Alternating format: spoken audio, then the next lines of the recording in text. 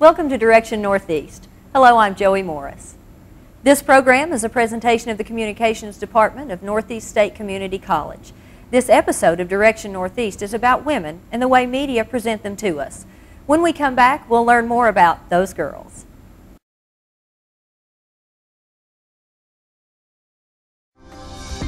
Northeast State's a wonderful place to start your career in college, and the campus is beautiful, the teachers are one-on-one. It was an excellent decision to come to Northeast State. I've learned so much coming here. I love the school and everyone is friendly here. This has been the best time of my life. I have really enjoyed being here. I think if it hadn't have been for Northeast, then I wouldn't feel as happy and as driven if I chose another school.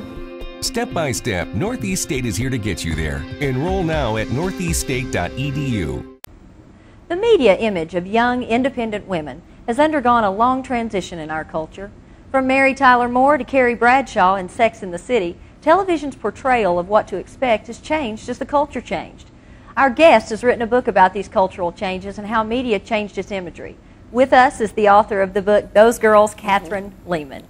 Welcome, Katherine. Oh, thank you. Let's talk a little bit about the traditional view of single women in our culture and the media. Tell us about their portrayal on film and television shows, say prior to 1970. Well, prior to 1970, I think there's a perception that the single girl is exceptional. Not a lot of women were necessarily choosing to remain single and being visibly single at that time, and I'm speaking here of 1950s, 1960s in particular. And there's a perception that women really needed to be married in order to be complete. So women were pressured to pursue marriage. If they did not achieve that, it was because they were lacking something personally, or else they were, psychologically neurotic and needed to fulfill that through other ways. So there's, I think, a lot of pity and concern for single women. There's also a lot of fear of women who were working and achieving a lot of professional success in their jobs, both for them personally and what that would mean for society. Well, so when did those views begin to change? We started to see some changes, I think, the very early 1960s, more working women characters, although these were often very conservative narratives that would marry off characters by the end. Certainly by the mid-1960s, and this is around the time when the single scene is a phenomenon in American culture. You start to see singles bars and clubs and, this whole culture in urban areas, and this is really reflected in TV and film. So from your perspective, what are some of the effects of those changes? Some of the effects is you start to have characters who aren't immediately married off. That Girl would be a great example, a TV show that aired starting in 1966. And the character does have a steady boyfriend, but she's perpetually telling her parents, I'm just really not ready to marry. I really want to pursue my career first. So just that idea that this was an option and it was a positive thing, I think, was in effect. Well, now let's discuss a few examples on television in terms of feminism. Okay. First, let's think about Mary Tyler Moore. And I know that the interesting thing that I think is that she's held up as a harbinger of feminism, and yet in the first episode of that show, her character says, and I quote, "If there's anything worse than being single, it's sitting around talking about being single." Wow. And so she's not necessarily thrilled with the idea of being a single woman. She works because she has to, because she has no one else to support her. So why do you think she's been held up as a feminist? I think she's been held up because she was a central character in TV at that time. She had a really long presence from 1970 to 77. And she does, one thing I've looked at in my research is how her character evolves. So she starts out as more timid, reluctant, sorrowful about her long-term relationship ending. However, at the end of the very first episode, she does reject her boyfriend's marriage proposal. He's come back to make things right. And she decides, no, I'd rather be on my own. And she takes some pride in that. So she grapples with, I think, the negative effects of that, but she really does take pride in her career. We see in later seasons she's openly having affairs. She's arguing for a pay raise based on equal pay standards. So we see kind of, I think, an evolution of feminism on the series. Likewise, characters like Rhoda, I think, provided a stronger counterpart to Mary Tyler Moore and were perhaps a little bit more edgy and sexually assertive.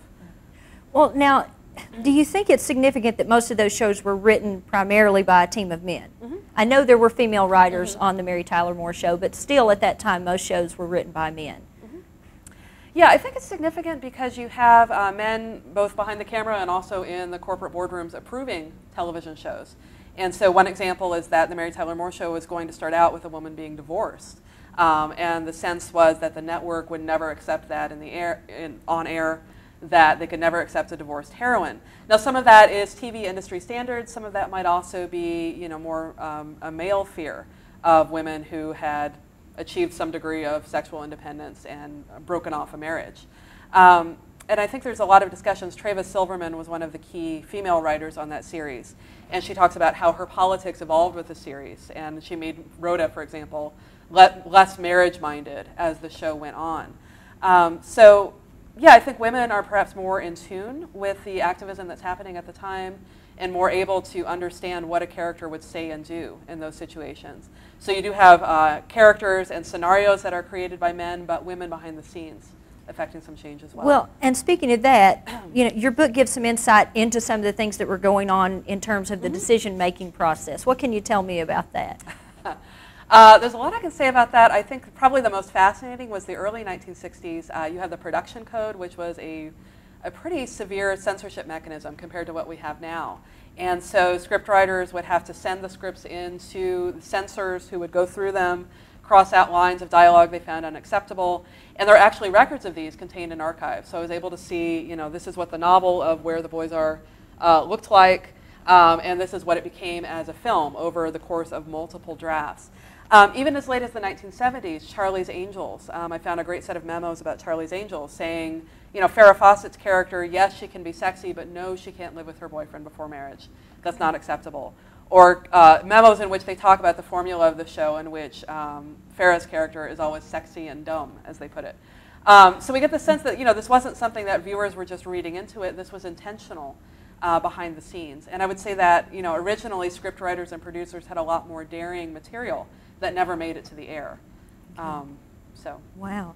Well, now, in terms of being a role model for young women and girls, let's put characters like Mary Tyler Moore and Carrie Bradshaw from Sex and the City. Let's compare them a little bit. What do you think in terms of role modeling that's a great for young women? Yeah, I think Mary was definitely perceived as a role model for her time, and even in retrospect, because she's kind of even keel. She, she does her work. She's not obsessed with marriage. She talks about, not wanting to talk about being single, but maybe in a sense that's her not wanting to be obsessed about it or make that so central to her identity. Carrie, I think, is a little complicated. She's definitely, she's relatable, but also maybe a little bit neurotic, very introspective. I think veers back and forth between being very confident and happy in her life and also being very insecure. And I looked a lot at later seasons of Sex and the City in which she breaks off a marriage and she doesn't really know what she wants out of life. So I think a lot of women related to her character. Whether she's necessarily a role model, I think, is a different kind of question. Well, and with Sex and the City, again, in terms of feminism, I look at that show, and to me, those gals were much more interested with buying the right pair of shoes or getting the table at the right restaurant than they were about advancing the cause of women. And they were sexually assertive, but that's about it. Politically, they didn't stand for anything. So what's your assessment there? Yeah, my assessment is it's a very consumer-friendly form of feminism, so it's power through shopping and through brand names. There's also the sense that, it's feminism via sexual liberation. So we can, the very first episode, they experiment with having sex like men have sex. And I think they ultimately decide that women can't divorce themselves from that emotion, that emotional element of sex. So in some ways, they're constantly undermining that message of women doing the same things men do. They always kind of come back to a more conservative message. But yeah, you're right that their feminism is usually achieved through consumerism and through sexuality. Right. Well, and so would you say then that TV portrayals of women maybe are taking a step back in terms of how they empower women? In some ways, I think, and we talk about this in society as a form of post-feminism, this idea that women have achieved equality, so we don't need to be so political and forthright about that now, and women can kind of revel in the trappings of consumer culture and buy, lovely little shoes. Yeah, so what this creates is a character that has some of the advantages that the feminist movement has given her, but doesn't necessarily want to identify with being a feminist or being an activist or aligning with any particular politics. Right. And probably Miranda's character in that show is the most feminist of the four, but even she. Well, so what effects are these new stereotypes having on the women of today? That's a good question. I think people want their lives to be glamorous and consumer focused.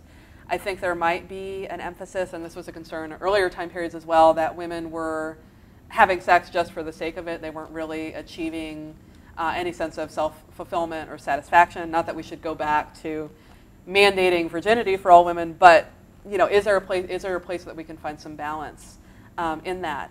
I think it's also significant that in shows like Sex and the City about liberated women, we don't really see them on their jobs very much. It's not really about work per se. So I wonder what this might mean for women's career ambition, if they just kind of want to live large and consume and take over the city, but they're not really focused on what they can accomplish professionally.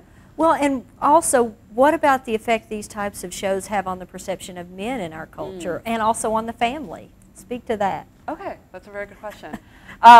Yeah, the argument with Sex and the City, and I've heard Sarah Jessica Parker actually give interviews to this extent, that men were kind of demeaned by the show.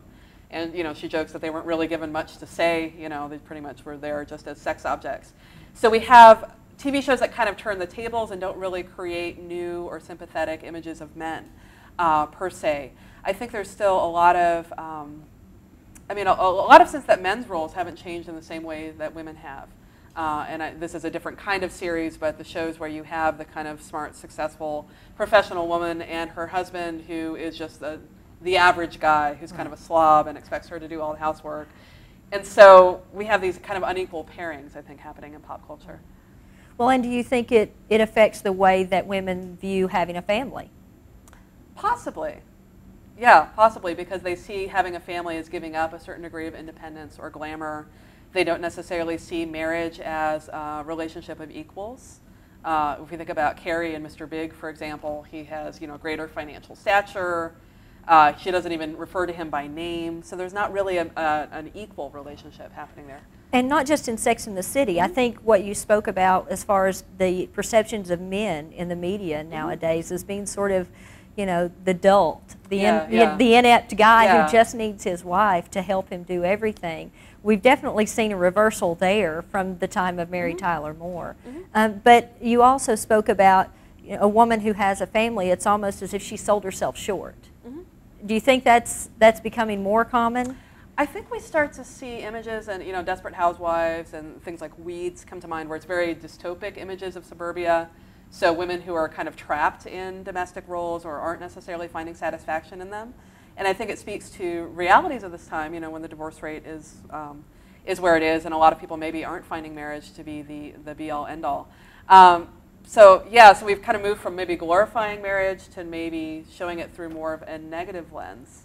And interestingly, the character of Phyllis, the next-door neighbor in Mary Tyler Moore, was married unhappily. And at that time, you would think that wouldn't have been the case. But, it was clear that she was not completely fulfilled with her role. You never saw her husband. You saw her child, and she wasn't fulfilled with that. So do you think that new media and technology have accelerated these changes in attitudes in the past, say, 10 years, 15 years? That's a great question. I think, they provided a lot of forums for women to communicate with each other about ideas. They've created, I think, just in terms of the fields that I study, just what's available online in terms of being able to see how media representations have changed and what some of these old series look like. Also fan culture surrounding the series. So you see online discussions about Sex and the City and, what do you think about the choices that the characters are making.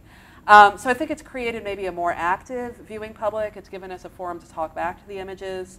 It's maybe to a lesser extent created forums for people to talk about their own lives or represent themselves.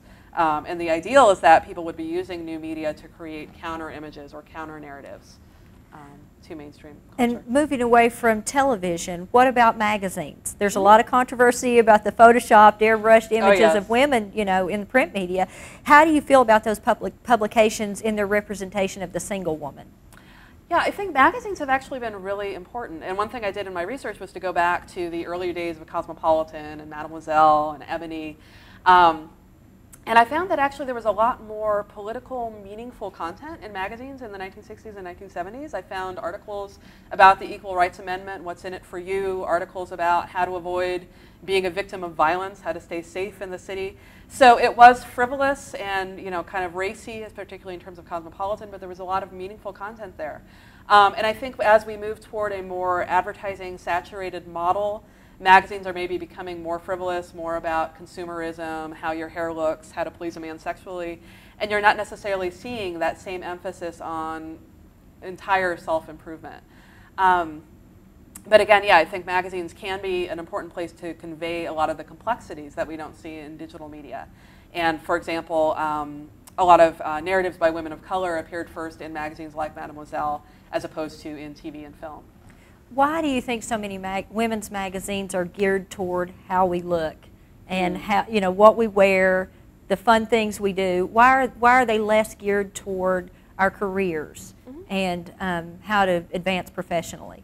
Yeah, it definitely sells advertising. Gloria Steinem has actually wrote a great piece talking about why Ms. went ad-free. Ms. Magazine went ad-free for a certain period of time because she found it really hard to sell ads that would go along with the content. You know, these are Soviet women who aren't wearing makeup, so we can't sell a makeup ad, you know, alongside it. So yeah, so I think there's pressure from advertisers, but there's also a sense that maybe career-minded women would be reading other kinds of general magazines. So women's magazines has become synonymous with fashion, lifestyle, beauty, celebrity culture to a greater extent than, you know, mainstream magazines have. So you don't think they necessarily want something geared to them professionally? They're happy to read the Wall Street Journal? Well, I think women do. Okay. I think women do want that, but I think the assumption on the part of advertisers and publishers is that there's not really a market for that. Gotcha. I did actually used to edit a New Mexico women's business magazine, so it was a statewide magazine that kind of helped build affiliations, and there was the occasional kind of beauty lifestyle thing, but most of it was, here are women in the community who are doing, you know, good work. Right. So yeah. Well, now as a media scholar, which you are, what are some of the positive things that you're seeing in terms of female characters on television and other forms of media? You don't have to limit it to television. Well, I'm seeing a diversification, I think, of women's roles, both on camera and behind the camera. Grey's Anatomy is one that I bring up. You know, not a perfect image of women, but very multiracial.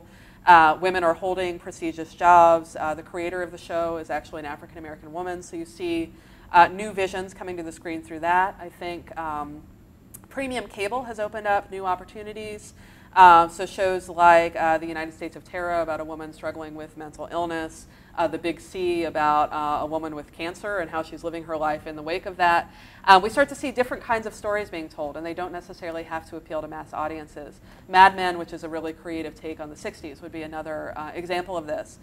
So I'm drawn, I think, to narratives that present women's lives in greater complexity, that don't necessarily try to set up women as role models, but create believable characters living through real life situations. In terms of films, I think it's still really balanced toward heavily male producers and directors, but we do see you know, novels like Precious being made into mainstream movies. We do see increasingly women taking more active roles as lead parts in action films, or, you know, even something like forgetting Bridesmaids. I think there was, you know, I can't decide whether that was just a goofy comedy or, you know, a political statement, but it was significant that that was essentially a group of women taking on a genre that had previously been male-dominated.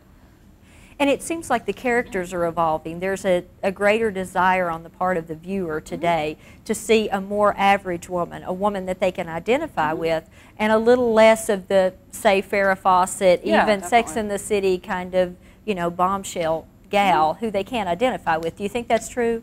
I think that's true to an extent. I know when Bridget Jones came out, Renee Zellweger gained some weight for the role, and there was a lot of controversy, even though she was, I think she was 130 pounds, you know, like average weight, you know, gosh forbid. But yeah, there's a lot of controversy about how, you know, fat and ugly she looked. And so we're not really used to seeing that on screen to a certain extent.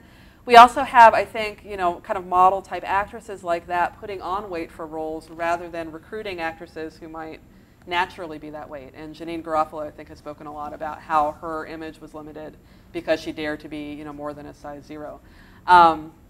So I think there still are limitations. I think there is a desire to see quote unquote real women, and the, you know, the Dove beauty campaign, although it's kind of clever advertising, would be an example of that.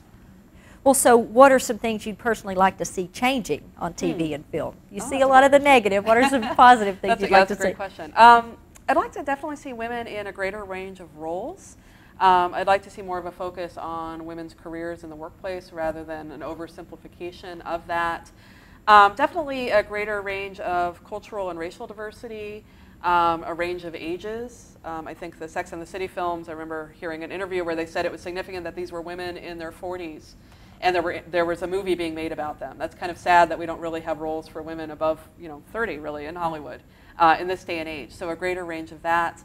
I'd like to see more women as producers, directors, filmmakers, rather than just being the hired talent on screen. And we had kind of a lively discussion on the talk I just gave about reality television and how here we have a genre that's aimed at representing real life. Instead we get things like Jersey Shore. Is there a way to show women in all aspects of society and to show women's lives that we wouldn't normally see portrayed in fictional media? And you definitely think there is? I don't think that's happening now, but I think there's an opportunity there that maybe we need to seize. Well, there used to be an old ad campaign that said, "You've come a long way, baby." Oh, yes. And clearly we've still got a long way to go. Do you think it's as difficult to be a single woman? There's still the same challenges that Mary Tyler Moore faced, or her character faced all those years ago. Of course, they've changed. Women have been able to advance a lot. Do you think it's still pretty difficult to be a single woman in America today? I think it's difficult financially, and it can be difficult socially. I think the stigma is not there quite as strongly, and I think, I'm remembering an article from the New York Times a few years back talking about turning 30 being the new 21. So I think, the age has moved back a bit, where the average American woman is maybe marrying in her late 20s. And so we're not seeing as much pressure on women in their 20s to get married young. There's this idea that you can pursue your career and pursue other ambitions first. That said, there may still be a stigma for women getting older who aren't yet wed. But the economic structure has made it easier for women to be financially independent and successful outside of marriage. That said, we do see a disproportionate number of women living in poverty, and some of that may be the difficulty of getting by on limited wages. So there are still stereotypes and stigmas out there about being a single woman. I don't think it's maybe quite as pervasive. Kate, you did a lot of research for this book over 8 years. I assume your research will be continuing. What kind of direction might that take? Well, I'd be interested in actually picking up from the late 70s and going onward, so going up through the Sex and the City era and what we're seeing on television and film now. I'm also interested in looking at representations of the 60s in modern media, so Mad Men, Pan Am, some of these, and I'm actually currently writing an article on Pan Am and the image of the flight attendant in modern media. Well, that's great. We'll look forward to reading that. Thank you. Thanks. We'll be back in just a moment to wrap up Direction Northeast. Personal, affordable, convenient.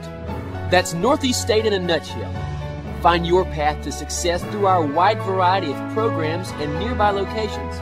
Whatever brings you here, Northeast State offers a smart start to a 4-year degree or the choice of several technical programs, giving you direct entry into the workforce. Northeast State Community College. Wherever you're going, we're here to get you there. Katherine, thank you for being our guest today. I've really enjoyed our talk and finding out more about your book and your research. That concludes the program for today. We've talked with author Katherine Lehman about her book, Those Girls, and how the media image of the young independent woman has changed. Community is very important to the students at Northeast State Community College, and this program takes a look at a few of the subjects they find important. Until we meet next time, on behalf of the students, staff, and faculty at Northeast State Community College, I'm Joey Morris, and this is Direction Northeast.